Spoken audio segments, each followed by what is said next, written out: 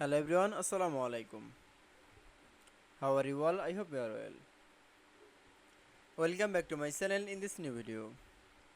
Today's video, how to calculate total scale in Microsoft Excel.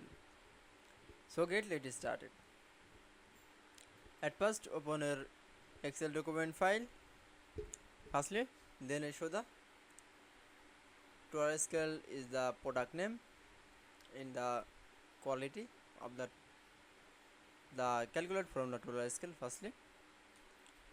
Now select for the all quality option and total scale. Now keyboard press from the alter equally. That's okay.